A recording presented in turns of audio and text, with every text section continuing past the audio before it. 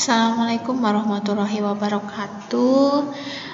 Apa kabar teman-teman semuanya? Semoga dalam keadaan sehat walafiat. Hari ini kita akan kembali belajar bersama mengenai anak usia dini.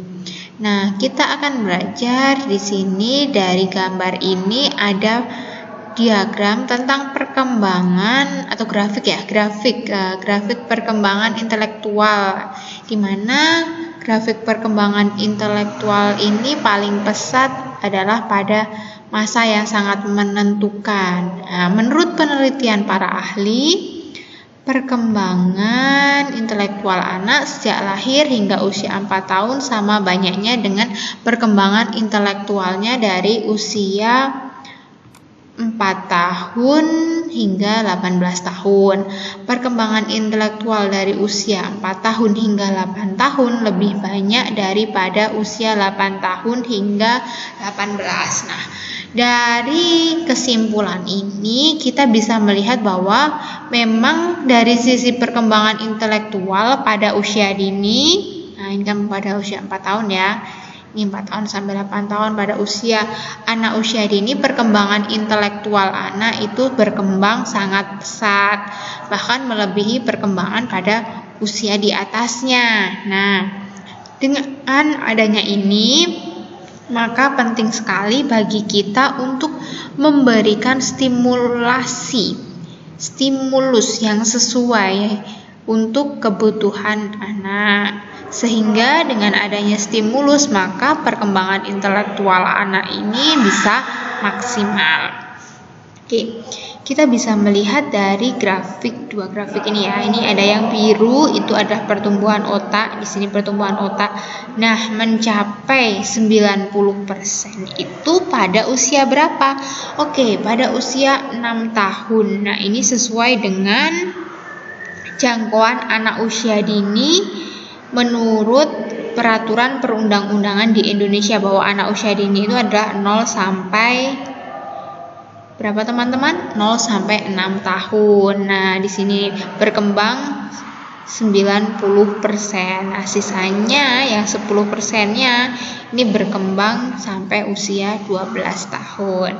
Nah, kalau dari sisi intelektual anak kita lihat, jadi 80% perkembangannya itu berada pada usia 8 tahun atau usia anak usia dini.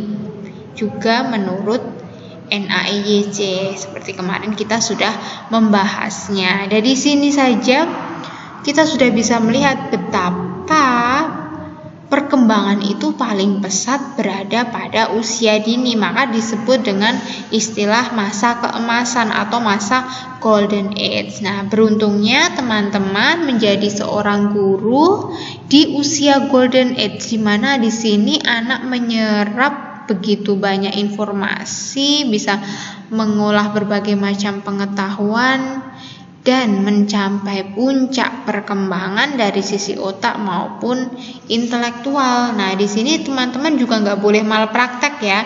Jadi karena ini adalah masa-masa penting, masa-masa peka, masa golden age, maka teman-teman harus berusaha untuk membantu peserta didik kita memaksimalkan masa perkembangannya di usia dini. Nah, kalau kita bicara tentang pendidikan anak usia dini, itu yang bisa terlihat itu ada 3 hal: pertumbuhan, perkembangan, dan perubahan. Ada yang tahu perbedaan antara ketiganya? Pertumbuhan, perkembangan, perubahan? Oke. Pertumbuhan itu bersifat kuantitatif. Misalnya tinggi. Nah, tinggi anak itu berapa senti, naiknya sudah berapa senti. Nah, itu bersifat kuantitatif. Misalnya lingkar kepala. Makanya kalau di pendidikan anak usia dini biasanya kan ada pengukuran ya. Ada berat badan, tinggi badan, lingkaran. Nah, itu diukur.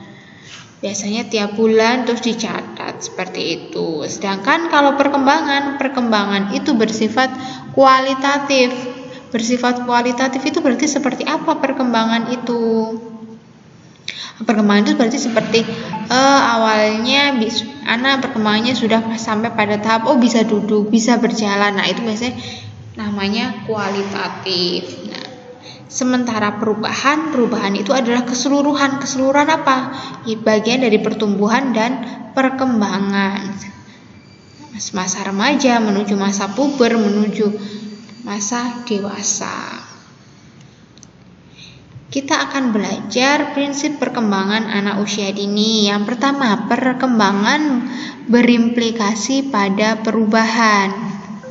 Jadi setiap perkembangan anak itu berimplikasi pada perubahan. Selanjutnya, perkembangan awal lebih penting atau kritis daripada perkembangan selanjutnya, karena perkembangan awal menjadi dasar perkembangan selanjutnya.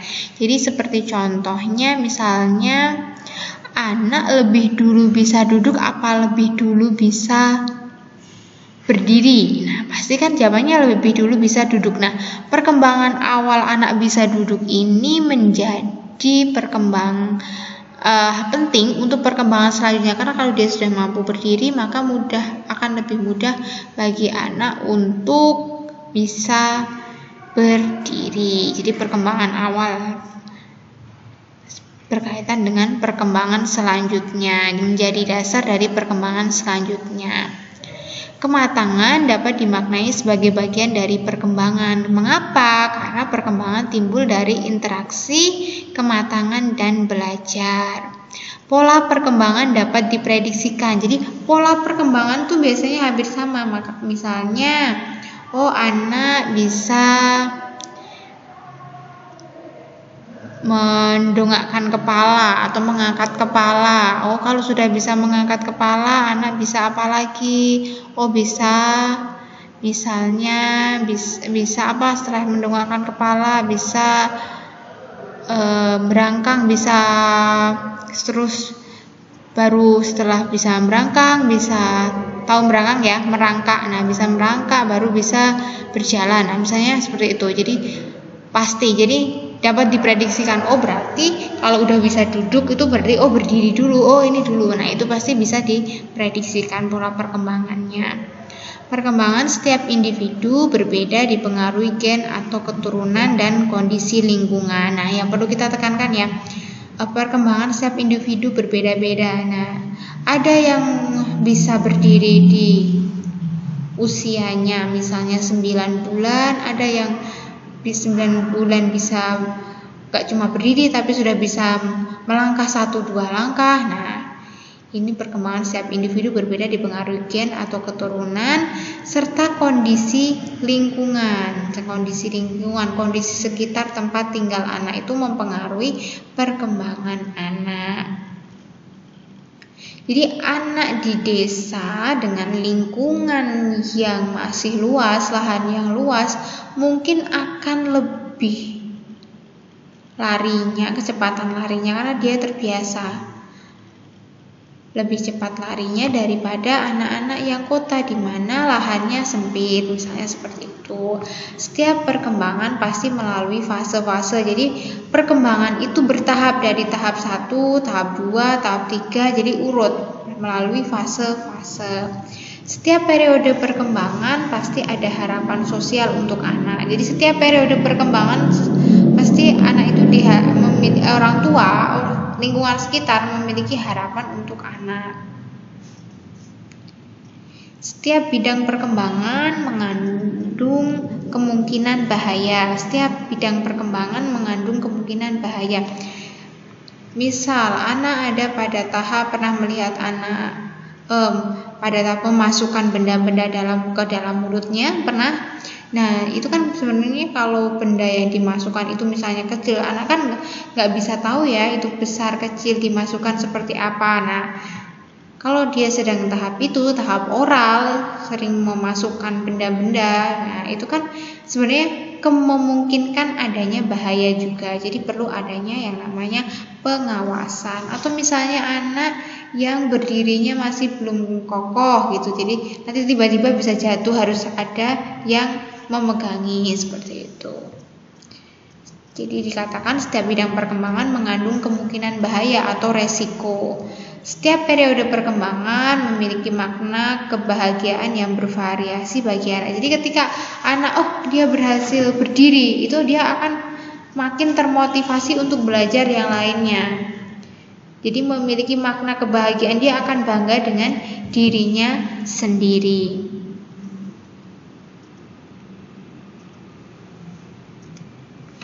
Ini ada pola perkembangan anak usia dini, pola perkembangan fisik, hukum cephalopodal dan proximodistal. Perkembangan bergerak dari tanggapan umum menuju ke tanggapan khusus. Perkembangan berlangsung secara berkesinambungan. Terdapat tugas perkembangan yang harus dilalui anak dari waktu ke waktu. Cephalopodal, proximodistal. Nah, ini nanti yang akan kita pelajari minggu depan kan kita pelajari perkembangan cephalopodal dan proximodistal. Di sini faktor yang mempengaruhi perkembangan anak. Jadi perkembangan anak itu dipengaruhi oleh beberapa faktor. Yang pertama, faktor lingkungan sosial yang menyenangkan.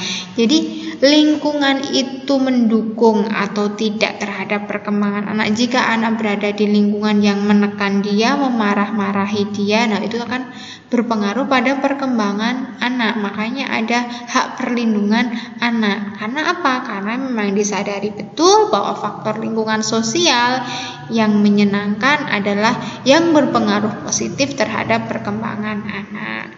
Selanjutnya ada faktor emosi, faktor perasaan. Jadi ketika anak itu bersemangat, ketika anak itu bahagia, maka perkembangannya pun juga akan baik. Jadi tidak akan terhambat. Selanjutnya ada metode mendidik anak. Anak itu dididik seperti apa? Misalnya ketika kita di Jawa misalnya, anak cewek nggak boleh menaik-naik, itu kan anak cewek. Nah, persepsi ini, jadi pendapat orang bahwa anak cewek itu tidak boleh naik-naik meja, permainannya nggak boleh naik-naik meja, nggak boleh manjat-manjat pohon. Nah, itu juga berpengaruh. Bagaimana? Ternyata anak cewek itu lebih dilindungi, sementara kalau anak cowok dibiarkan. Nah, itu berpengaruh juga terhadap perkembangan perkembangan fisik motoriknya, seperti itu. Jadi misalnya juga, kalau orang Indonesia, orang Asia biasanya anak itu terlalu dimanja kalau kata orang luar. Jadi banyak digendong, banyak gitu. Nah, sementara kalau di luar negeri itu anak itu distimulasinya dengan kadang itu dibebaskan, tidak terlalu banyak digendong, tidak terlalu banyak dilayani, tapi sudah mulai belajar untuk memenuhi kebutuhannya sedikit demi sedikit. Kalau di kita itu misalnya anak mau kita menyuapi anak, terus anaknya itu mau meraih sendok, mau nyoba makan sendiri, gak usah nanti belepotan. Nah, padahal itu kalau anak mencoba memegang sendok aja itu sudah belajar fisik motorik, bagaimana dia menggenggam. Ya awalnya pasti akan belepotan, akan kemana-mana, akan kotor, dan itu menimbulkan pekerjaan baru bagi orang tua ya. Tapi sebenarnya itu adalah latihan. Jadi latihan kita memberi kepercayaan. Nah, ini metode mendidik anaknya itu seperti apa? Apakah terbiasa dilayani atau tidak, atau sudah mulai belajar distimulasi? Nggak apa-apa, dia nggak habis itu nggak apa-apa, berantakan nggak apa-apa, yang penting dia belajar makan sendiri, memasukkan makanan dengan tangannya sendiri. Selanjutnya, beban tanggung jawab yang berlebihan. Nah, di sini misalnya seorang anak itu kan dunianya adalah dunia bermain, tapi dia dipaksa harus bekerja misalnya. Itu berarti ada beban tanggung jawab, dan itu mempengaruhi perkembangan anak. Faktor keluarga di masa anak-anak awal. Sebenarnya lingkungan pertama yang ditemui anak adalah keluarga. Jadi keluarga itu sangat berpengaruh pada anak. Bahkan keluarga itu meletakkan kepercayaan. Jadi kalau anak saja tidak percaya dengan keluarganya, maka dia akan sulit untuk berteman di dunia luar. Karena apa? Karena dia tidak percaya. Tadi faktor keluarga di masa anak-anak awal. Terus keadaan keluarganya seperti apa, harmonis atau tidak, itu juga mempengaruhi perkembangan anak. Jika dia sering mendengarkan nada tinggi, emosian, maka jangan heran kalau anak juga menjadi emosian seperti itu. Faktor rangsangan lingkungan. Nah, ini kita sebagai pendidik, sebagai orang tua, nantinya itu kita memiliki fungsi sebagai rangsangan lingkungan. Jadi bagaimana kita menstimulasi anak itu tadi. Jadi misalnya itu anak sedang belajar untuk melangkah, satu langkah biasanya ngebrok, tahu ngebrok ya, langsung duduk. Nah, jadi terus dirangsang apa, dimotivasi dengan apa? Oh, diberi mainan agar dia meraihnya. Nah, itu tuh rangsangan dari luar juga untuk memotivasi anak. Dan tugas dari seorang guru, seorang pendidik PAUD itu adalah memberikan rangsangan yang berfungsi untuk perkembangan anak. Selain adanya faktor yang tadi mempengaruhi ya, yang lebih kepada faktor yang mendukung, di sini ada beberapa faktor yang menghambat perkembangan anak usia dini. Yang pertama adalah gizi buruk yang mengakibatkan energi dan tingkat kekuatan menjadi rendah. Nah, kita bisa melihat, silahkan dibaca di berita, tingkat stunting. Nah, Indonesia rawan stunting. Nah, seperti itu. Terus kita bisa lihat juga bahwa tentang semboyan makanan 5 sehat 4 sempurna, gizi seimbang.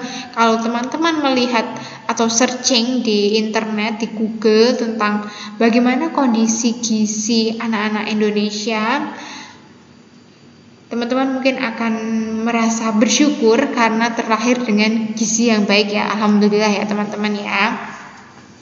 Nah, juga di sini kalian ketika posyandu mungkin ada yang pernah berhubungan atau tahu tentang kegiatan atau aktivitas posyandu. Jadi anak biasanya ada penimbangan, diberikan PMT, pemberian makanan tambahan. Nah, di situ nanti ketika penimbangan tuh anaknya berat badannya itu di bawah garis atau di atas garis. Nah, itu bisa dilihat dari oh anak ini mengalami gizi yang kurang seperti itu, atau gizi sudah normal, seperti itu dapat dilihat dari kartu itu. Selanjutnya cacat tubuh yang mengganggu perkembangan anak. Jadi ketika mengalami kecacatan fisik itu juga mengganggu perkembangan anak. Jadi misalnya kondisi tangan yang tidak sempurna. Nah, berarti fungsi tangan itu juga menjadi tidak sempurna. Fungsi tangan pada anak tidak sempurna. Seperti itu. Jadi itu menjadi salah satu faktor penghambat perkembangan anak. Selanjutnya, tidak adanya kesempatan untuk belajar apa yang diharapkan kelompok sosial di mana anak tersebut tinggal. Tidak adanya kesempatan. Jadi kalau nggak ada PAUD, nih salah satu contoh ya, di lingkungan itu tidak ada PAUD, berarti kan tidak ada kesempatan untuk belajar apa yang diharapkan kelompok sosial. Ini sebagai contoh. Makanya pemerintah itu memberikan program satu desa satu PAUD. Teman-teman tahu kan bahwa setiap desa itu memiliki satu PAUD, jadi nggak perlu jauh-jauh. Jadi anak-anak mendapatkan kesempatan. Nah, sudah diberikan fasilitas berupa lembaga PAUD, misalnya kesadaran orang tua untuk menyekolahkan kurang. Nah, ini juga menghambat perkembangan. Coba deh ditanyakan kepada guru SD, lebih enak ngajar anak yang baru saja sekolah langsung SD atau anak yang dulunya pernah belajar di kelompok bermain, di TK atau PAUD sejenis, itu lebih enak mana? Pasti jawabannya lebih enak ketika sudah masuk PAUD terlebih dahulu. Begitu juga ketika teman-teman bertanya dengan wali murid, ketika SD itu anak-anak yang sudah PAUD terlebih dahulu pasti akan lebih siap, lebih mandiri daripada anak yang belum. Karena apa? Karena PAUD itu menjadi bagian dari persiapan prasekolah. Kan prasekolah ya, jadi persiapan untuk jenjang selanjutnya. Tidak ada bimbingan dalam belajar, jadi anak cuma dibiarkan, tidak ada pembimbingan. Oke, jadi di sini ini juga mempengaruhi menjadi faktor yang menghambat, karena mau tidak mau sebenarnya anak itu masih membutuhkan bantuan kita, masih membutuhkan bimbingan kita sebagai orang dewasa. Nah, kalau dibiarkan saja itu maka perkembangannya akan terhambat. Selanjutnya ada lagi rendahnya motivasi dalam belajar. Nah, teman-teman tahu ya, kalau di PAUD itu kenapa banyak permainan, banyak nyanyi gitu. Atau katakannya orang itu, kalau cuma mau jadi guru PAUD aja yang penting bisa nyanyi. Hello, itu ada fungsinya ya. Salah satunya adalah memotivasi anak untuk berkegiatan. Jadi tepuk-tepuk, nyanyi, permainan, tebak-tebakan, itu semua adalah memotivasi anak untuk kegiatan. Dan kegiatan belajar anak itu melalui apa? Melalui bermain. Agar apa? Agar anak termotivasi melakukan. Sebenarnya sih mau belajar berhitung, tapi kan lebih enaknya lagi menggunakan permainan. Berhitungnya menggunakan permainan. Misalnya apa? Pakai kocokan arisan. Jadi nanti ngocok arisan, keluar angka 2. Berarti menghitung 1 sampai 2 benda yang ada di keranjang. Nah, itu kan lebih menyenangkan, akan lebih memotivasi. Jika anak motivasi belajarnya kurang, berarti itu akan mempengaruhi atau menghambat perkembangan anak usia dini. Yang terakhir ada lagi rasa takut dan minder untuk berbeda dengan temannya dan tidak berhasil. Jadi takut nanti nggak berhasil, atau mungkin mau gabung sama temennya takut nanti tidak diterima. Ini berarti kan ada perasaan takut, ada perasaan rendah diri, bukan rendah hati ya, tapi rendah diri. Nah, ini tadi berarti anak itu butuh motivasi, butuh penguatan, butuh rasa percaya bahwa bersama dengan teman-temannya dia bisa. Seperti itu. Itu faktor yang menghambat. Oke, terima kasih pada kesempatan kali ini. Sekian dari saya. Wassalamualaikum warahmatullahi wabarakatuh. Semoga bermanfaat, teman-teman.